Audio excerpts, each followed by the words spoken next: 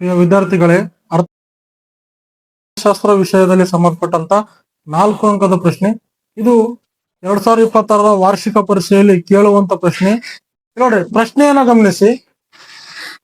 C = 50 plus 0.8y ಮತ್ತು ಐಯು 200 ಇದ್ದು ಒಂದು ಮುಚ್ಚಿದ ಆರ್ಥಿಕತೆಯ ಮಾಹಿತಿಯಾಗಿದ್ದು, ಇದರಲ್ಲಿ ನಾವು ಮೊದಲನೇದು ಸಮತೋಲನ ಮಟ್ಟದ ಆದಾಯವನ್ನ ಲೆಕ್ಕ ಮಾಡಿ ಅಂತ ಕೊಟ್ಟನ. ಸಮತೋಲನ ಮಟ್ಟದ ಆದಾಯವನ್ನ ಲೆಕ್ಕ ಮಾಡಬೇಕಾದ್ರೆ ಮೊದಲು ಸೂತ್ರ ನೋಡ್ರಿ. ಸೂತ್ರ ಬಂದು y = c bar plus I bar divide by 1 minus C ಅಂತಂದ್ರಿ.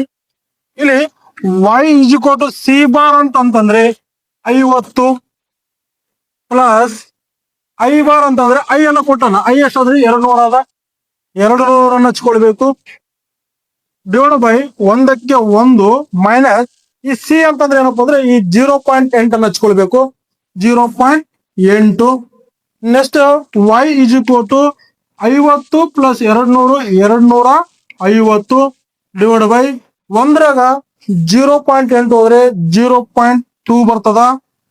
ಆನಂತರ y = ಭಾಗಿಸಿದರೆ ಎಷ್ಟು ಬರ್ತಪ್ಪ ಅಂದ್ರೆ 1250 ಬರ್ತದ. ಇದು ಒಂದು ಅಂತ. ಇನ್ನು ಎರಡನೇ ಅಂತ ನೋಡ್ರಿ. ಇಲ್ಲಿ ಬಿ ಕೊಟ್ಟನ. ಬಿ ಏನದ? ಐಯು 250ಕ್ಕೆ ಹೆಚ್ಚಾದರೆ ಹೊಸ ಸಮತೋಲನ ಆದಾಯವನ್ನ ಕಂಡುಹಿಡಿಯಂಗಿಸಿ ಕೊಟ್ಟನ್ರಿ. ಇಲ್ಲಿ ನೋಡ್ರಿ, ಸೂತ್ರ ಬಂದು y = c bar plus I bar divide by 1 minus C. ಇಲ್ಲಿ ಸಿ ಬಾರ್ ಅಪ್ಪ ಅಂತಂದ್ರೆ ಎಷ್ಟಪ್ಪ ಅಂತಂದ್ರೆ 50. ಮೊದಲಿನ 50 ಹಚ್ಕೊಳ್ಬೇಕು. ಸಿ ಬಾರ್ ಅಂತಂದ್ರೆ 50 ಪ್ಲಸ್ ಐ ಏನದಲ್ರಿ. ಈಗ ಹೊಸ ಐ ಏನದಪ್ಪ ಅಂದ್ರೆ 250ಕ್ಕೆ ಹೆಚ್ಚಾದರೆ, ಇಲ್ಲಿ ಹೊಸ ಐ ಎಷ್ಟದಪ್ಪ ಅಂದ್ರೆ 250 ಡಿವೈಡ್ ಬೈ 1ಕ್ಕೆ 1 ಮೈನಸ್ ಈ ಸಿ ಜಾಗದಾಗ ಏನ್ ಹಚ್ಬೇಕಪ್ಪ ಅಂದ್ರೆ 0.8 ಅನ್ನ ಹಚ್ಕೊಳ್ಬೇಕು.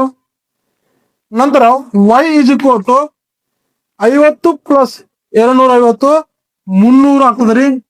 ಆ ನಂತರ 1ರಾಗ 0.8 ಹೋದ್ರೆ 0.2 ಆಗ್ತದ್ರಿ. ಇನ್ನು ಭಾಗಿಸಿದ್ರೆ ಎಷ್ಟು ಆಗ್ತಪ್ಪ ಅಂತಂದ್ರೆ y = 1500. ಇದು ಹೊಸ ಸಮತೋಲನ ಆದಾಯ.